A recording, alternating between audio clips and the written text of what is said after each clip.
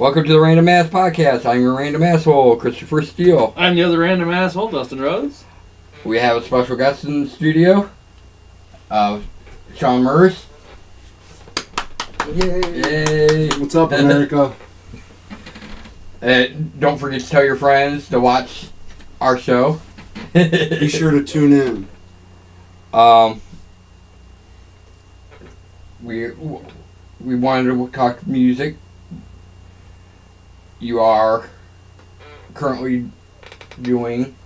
I'm currently in the writing process of an EP. I'm working with the lead singer, who shall remain nameless, because I don't want nobody to steal him. And, we got about 4 songs pulled together, and we're just getting ready. You know, we're writing process, and it's going good. Working with them weekly, can't complain.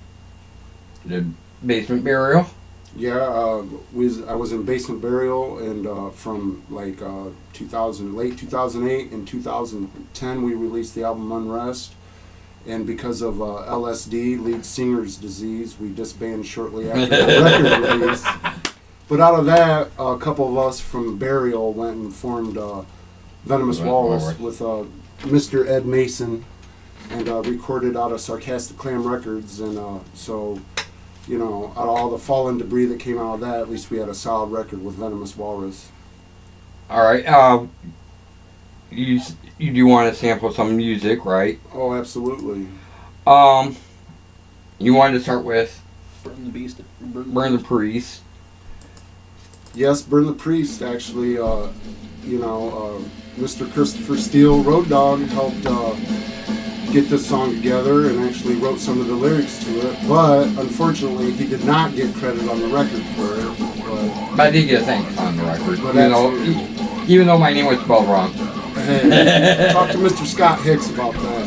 He knew he apologized, and he actually it was not even his fault. It was The publisher. the record. They're like, what's this extra E doing here? Yeah. But basically. There were a few typos, so it is what it is. It was what it was. But still, it was a solid record. You know, we were all pleased with it. You know, it was recorded in a hurry. We're not exactly happy with the drums, but you know, it is what it is. Right. It's not. There's different ways of recording, and you guys had like all the sound in one room. Yes. And you want to try to separate. Yeah. Well, at first we were looking to do it on separate tracks, but we felt that it was falling flat, so we all just, we wanted to keep a live, raw sound, and so we all recorded together, and everything turned out sort of okay, except for the drums. Mike Prosser, sometimes on the record, it sounds like he's beating on cardboard boxes, and of course, like him and I would always talk about going in and re-recording it, so we could get Mike up to par on the sound of the drums. Yeah, right. And also to maybe the bonus track. Yeah, there's quite a few tracks that didn't make the cut on the record because it was just 10 tracks and quit it, and well, if you get cracking now, you got 2 years to get this out by the 10th year anniversary of. There you go, man. Actually, there is one track that was recorded that didn't get. Yeah. I believe it was Dominate. It's called Dominate. Yeah. Dominate. I will be dominant. Yeah. That's why I said the special bonus track. Well, we actually recorded a song called Bloodshed, Pain, and Hate that didn't make the track either because we were in a hurry to get it done because we knew that we were going to be playing Slave to the Metal Festival in Kent, Ohio, and we wanted to have something to bring with us. It was a big deal to us. So let's go with My Enemy. How about that one? Bring back up the monitor so we can see if we're going. Okay. Mr. Scott Hicks, man, the major rager on the 4-string motherfucker at the time.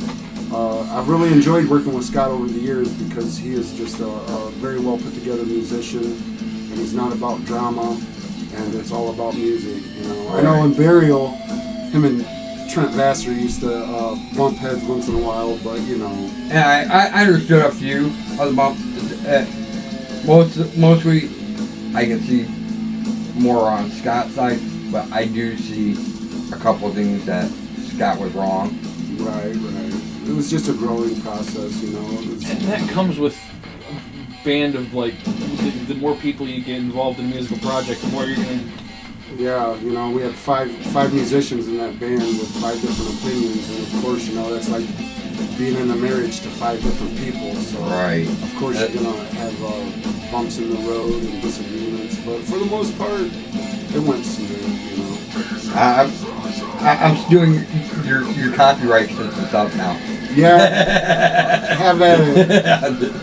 Actually, the old lead singer, he's always talking about taking over Basement Burial and keeping it the same music and just having different musicians. And I would like to see that happen because I would have a punch in the nose for him.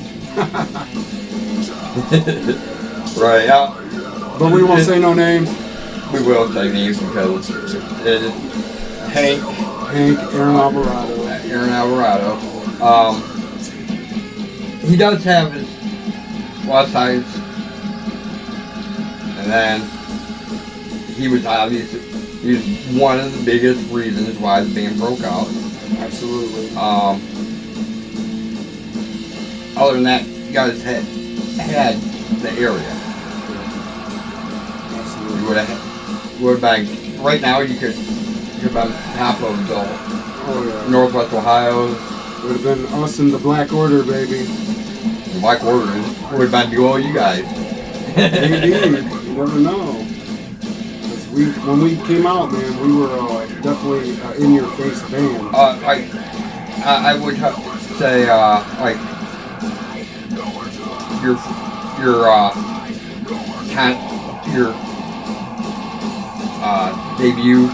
album debut concert. Yeah. The UAW show. Yep. May 8th, 2010.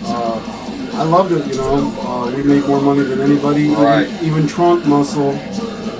And it was a really good time, really good memories. And, that's why I wanted to mention it was that you did make more money than anybody else there. Yeah, sure did. Then we will get to Venice Walrus. You, Scott Hicks, and Mike Crosser from Basement Burial went over and became. Yeah, well, Ed Mason got a hold of us, and I think Scott and Ed they've always recorded together over the years, and I think that Scott was giving Ed I got it. Quit it. Scott was giving Ed a bug in his ear and saying, you know, we got to do something together, you know, and you know Ed was kind of, I don't know, you know, it'll sound just like, you know, Basement Burial music, but of course it never did. So right, it was also you had a different totally different singer. Yeah, we met David Hartman. We were having a hard time finding a lead singer there at first because actually Hank was supposed to be in Venomous Walrus, but he was going through a rehab and getting his life together, and so we was in this waiting process while we were writing and recording. We were shooting him just basic rough tracks, but it just didn't work out. And then we ran into Dave Hartman, who had never been in a band before, and he came out and he auditioned, and he just like, you know, we all looked at each other like, you know, without smiling, and like, this is the guy. Right. And I've met him, Davey, and AKA Davey Venom. Davey Venom. And he had a different stage presence. He had actually good stage presence. Absolutely. I don't know how else to say it. Yeah, you know, we would always have to like coach Hank on, you know, Hank, you didn't even introduce the band, this, that, and the other, you know, and so, but once Davey Venom came in, you know, and he just fell right. You know, all the pieces fell together. And, Right. He'd go out into the crowd. He get people try to get people going with music, and like I said, he definitely had a good stage presence. Right. Well, we recently went out to Sarcastic Clam Records and split up all the Venomous Wallace merchandise, and you know, having us all in the same room again. And well, I don't think Scott was there. You know, he was probably doing an installation somewhere or something. And, but to have us all back in the same room again, you know, it was kind of eerie. You know, we're all looking at each other like, you know, would you be willing to do this again? Oh, absolutely. You know, and so, but more shall be revealed. Well, that Yeah, keep my fingers crossed. Yeah. I don't think they never got their second. No, they never got anything done. You know, they put out a couple shows and they just, you know, it fell apart at the seams. It was scheduling problem, I think. Yeah, absolutely. I think Davey was on opposite shifts with everybody. You know, right. Because we're a working band, we're not these big rock stars. Right. You know, picked up on a major label and everything, but it was like a scheduling conflict, and then it just sort of, you know, petered out, whatever. It was what it was. Right, and that's why it could work. Yeah. If schedules were able to. Now Davey's a school teacher up in the Toledo public school systems, and he was all anxious to take them copies of the Venomous Wallace album so he could give it to some of his students, and you know, hey, this is what I used to do, you know. Watch their little heads explode. Right. Well, I know one song. You're really bad. I got too many windows open. All right, it's actually a part one, and like 3 parts. Right. I forget which one it is. I thought it might even said it, but I thought I do know one of them has like 3 parts to it. Right. And it's only part 1. That's Alien Cannibal Part 1. Yeah, Alien Cannibal Part 1. When we originally did this, you know, I think this is really the highlight of the album. I will. And when we originally did this, we had a thought of doing a part 1, having a part 2, and then having a part 3, and then just having progressively get heavier and heavier, and then just have part 3 just be really sick, and you know, and we were actually talking about doing it in a storybook form, you know, where, you know, you would actually be turning pages and following along with AP 1, 2, and 3, but it never progressed that far yet. I thought they were starting, and actually I think we did have part 2. We may have. At the Mushroom Head. So Okay. I think he even played. They debuted Well, part 2. Sweet. But It is what it is. I just thought that that's kind of a neat idea. Yeah, it is. I like it, you know. I like it. Yeah, I don't really have much to say about it. It's just, you know. Right. Of course you like it. It's your music. Right. Anytime you can try and get a concept in with the music, you know, yeah, it's art, but if you can try to get a little idea in there, don't beat them over the head with it, but, you know. Right. Anything else you can think of? Well, you know, just getting this new project going, and you know, I'm anxious to get into the recording studio. I know now that you know, Sarcastic Clam Records, and you know, I want to give a shout out to 5-9 Records with Jank Tunes. You know, he's always inviting me out there to record, and I want to give a shout out to him. And but I know that it might not happen out at Sarcastic Clam Records, but it's definitely going to happen. You know, it's one of the former members from God's Failed Creation, and we're just going to really, hopefully, write a real sick record. Which we could go on into a little bit. God's Failed Creation was Basement Burial before Basement Burial. Right. You went through mostly bass players. Right. Yeah. It was before it was God's Failed Creation. It was me on guitar. It was Jay Smith on guitar, Mike Crosser on drums, and we didn't really have anybody singing yet. And then we answered an ad in the Crescent News, and that's how we came to meet Aaron Alvarado. And so we started. We had a couple songs. We were getting it together. I stepped out. Trent Vassar came in on bass, and I was working with Female, trying to get another band going, you know. But you know, the original core of Basement Burial was already there. You know, it's just that it just wasn't. We didn't realize it yet. So. Right. You went through, like I said, God's Failed Creation. Eventually became Basement Burial. Yeah. When you did, you had what? You got your creation. You kept going through like different bass players. Yeah, it was just really hard to find. And then until you found the formula. Yeah, to find the formula. And then once we found Scott, well, you know, we eventually, you know, said, all right, what we want to do is start a new band, new project, new name, and you know, and Basement Burial. We had, I believe, Mark Ribisel was one of the original guitarists in Basement Burial, and I was playing bass at first. That's how that all came out, and you know, and then once Mark Ribisel bowed out, I said, well, I want to go to the guitar, you know, and you know, Trent Vassar was like, you know, are you sure? I was like, yeah, absolutely. I already know all the music.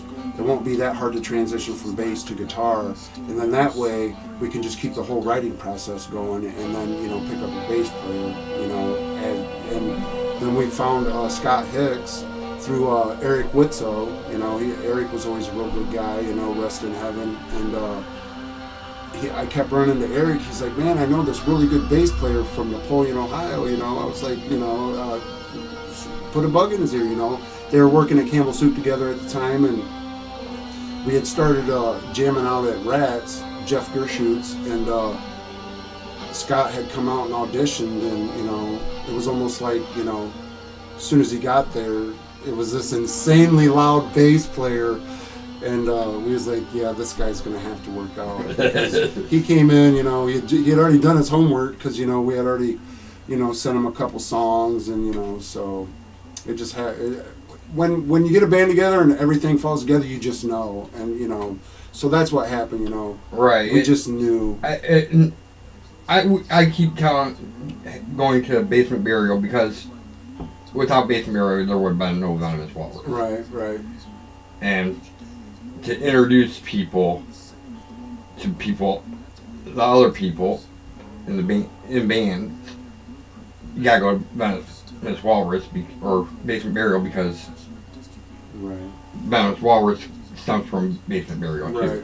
Well, it's kind of funny, you know, because you know, GFC spawned Basement Burial spawned Venomous Walrus. So you know, I mean, we don't have a real big music community here. So a lot of times, you know, it's just, you know, once you find your core musicians and you know, you guys become friends, you know, then that's just the way it is around here in flat ass Northwest Ohio. You know? Yep. Yep. You know, he does know. Yeah, Dustin knows. He knows the ropes and how it goes. Yes. You know? Even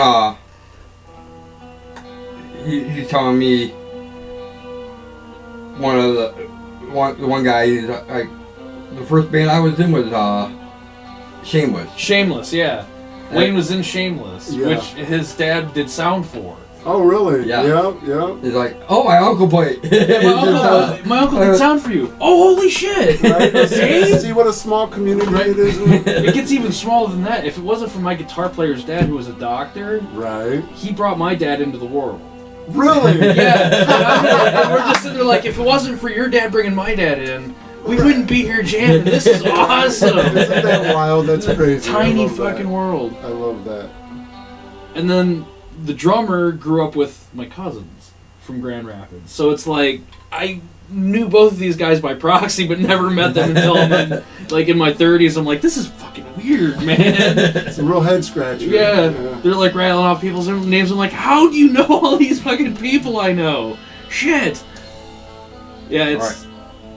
Yeah, and I'll say different people's names that were in Shameless or The Breeze, and it's like, oh, they know this person. Yeah, right down the line. But when you're saying, like, when you like meet the right musicians, it just kind of clicks, and you want to hold on to that kind of vibe. I know right where you're coming from with that. Absolutely. You got anything? Yeah. So, like, what are your musical inspirations? What was it that brought you into actually playing music? Well, when I grew up, I thought AC/DC was the biggest band ever. That was like my. You gotta tell me your joke. I think I bought like the Highway to Hell album at Bargain City as a kid, and I started spinning that, and I was like, oh, this is so tough. But of course, I grew up in a generation when speed metal really started to break. Once I was a teenager and speed metal hit, and when I heard Metallica Seek and Destroy, I was like, that was the greatest guitar riff on earth. And once I learned it from Andy Perez and Bob Adams, I played that riff like the entire summer long and drove my mom nuts with it. So, my major influences, is the speed metal.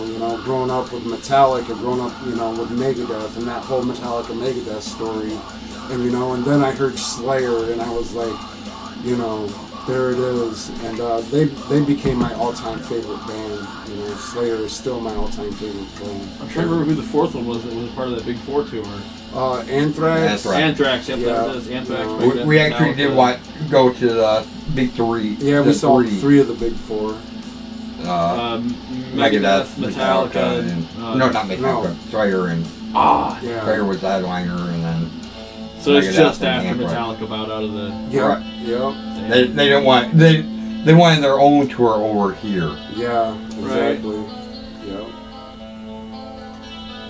Well, parts of like Give me your AC/DC. Yeah, okay. AC/DC has the world record for the longest song ever. Oh, really? Yeah, it spans 12 albums. Yeah. The same three chords, right? Yep. Exactly. The lead's pretty much. Right. But I got to admit, AC/DC is very. When you're wanting to learn music, that's one of the first things people gravitate to because it is so easy to play. Right. Like, you learn two of their songs, you've got almost their whole catalog Yeah, down. you got the formula down. Right. Then they'll throw something at you like DT, and it's like, what the? Right. Alright, what the hell is this? I'm waiting for him to start singing. Where's he at? Yeah. I love the Bon Scott years. Yeah, I always liked the early AC/DC. I was really, Right. I couldn't even tell you the last. I think. The last one I know of was Stiff Upper Lip in the 90s. Yeah, I didn't. And it was just I like, quit what's buying this their garbage? records by then, but I always grew up on the rawness of the early albums. My favorite AC/DC album is Power Age. So, it's heavy blues and it's just. It's what AC/DC is to me. Right. That out of all the albums you're gonna grab, that is one of the most obscure but well-made albums. Right. Completely underrated out of their catalog. Absolutely. I happen to be Megadeth. Right. Yeah. The speed metal is. When it comes to those bands, I'm like Megadeth. Megadeth. Yeah. Actually, out of all of them, I can pick albums out of all their, and it's all pretty much in the same era of their career, mid '80s. Yeah, absolutely. I've always liked the way that Dave Mustaine. He always really had, almost I want to say, a sideways approach to how he played his guitar and presented his music, you know. Yeah. I mean, he's never been the best singer, but the way that he, you know, takes things with his ideas, and it's not always a formula, you know, of verse, chorus, verse, outro. He's just really, you know, he's got a gift of just a sideway approach of how he presents his music, and I've always admired that. Where his the breakdown of like the verse, chorus, verse with a lot of Megadeth is actually in the music itself, but not the lyrics. The lyrics are like one story, but the music, if you listen, it's like okay, this, okay, and then there's that section, okay, and then it repeats. Yeah, like, Dustin gets it. He knows exactly. Like Hangar 18 is a great example of that. Yeah. Does not almost ever repeat, but it repeats like sections. Mm-hmm. We went for the 20th anniversary of Rust in Peace. Oh, Rust in Peace. Nice. And Sawyer's Seasons in the Abyss. Seasons of the Abyss. They played the whole album. Yeah. Oh It man, was a really that good had show. awesome. It was awesome. It's one of the best shows I've ever been to. Yeah. Even her, I stood the whole time. Yeah, Rhodey had a work-related accident, had a club foot. I believe he got ran over by a tow motor, wasn't it? Yeah. Jeez. You know, if I get ran over by a tow motor, I'm laying up in a hospital bed or something. Right. Not Road Dogg. He's up there with his horns up, standing up the whole time. Not quite a week later. Yeah, not even a week later. Oh yeah. Jeez. That's metal right there. Yeah. Now that's heavy fucking metal. I did sit for Slayer and Anthrax. I'm not as big of a fan as most. I want for Megadeth. Right. Your guys pop up. I don't give a shit. I'll be hurting, but I'm gonna be rocking this bitch. I'm taking a 3-day week anyways. It don't matter. I will recover. Anything else? Shit, we're getting around about our normal half hour, and we'll just do picks. Yeah, you want Jumping on a guest pick. How about Sure. we go with favorite model song? I was thinking like favorite albums. All right, favorite albums. Top 3 favorite albums in no particular order. My top 3 favorite albums, it would have to be AC/DC Power Age. I would have to say Slayer South of Heaven. And I want to go back to my roots a little bit on this one and be honest and say ZZ Top. Shit, I can't remember the name of the album. Tres Amigos or something it's called. I can't remember. Yeah, True Amigos. Yeah. Right. Pink Floyd Animals, Def Leppard On Through the Night, and Megadeth and Justice for All. Or Metallica and Justice for All. Yeah, Right. that'd have been a great what if. I'm gonna have a harder time with this. Of course you are. I'm gonna go with System of a Down, and I'm gonna go with Mesmerize with that one. The album is solid. It is very. So much. I get to hear a bad album out of any of this yet. Let's see. I gotta go through. He's like, I gotta check out my songs. I gotta go with Soundgarden. Oh, yeah. And I'm gonna go with Super Unknown. Even though it's not, probably not even their best, but To you, it may be. You know, just because somebody else doesn't like it doesn't mean it's not any good. No. That's why a lot of people like Louder Than Love and all that. That's why I love that A-Sides album that they put out. Right. Like, it's got 2 new songs, so it's a new album. Yeah, 2 new songs. It's a best of, but it's a new album. Right. Well, Threw down my 15 for it. Right.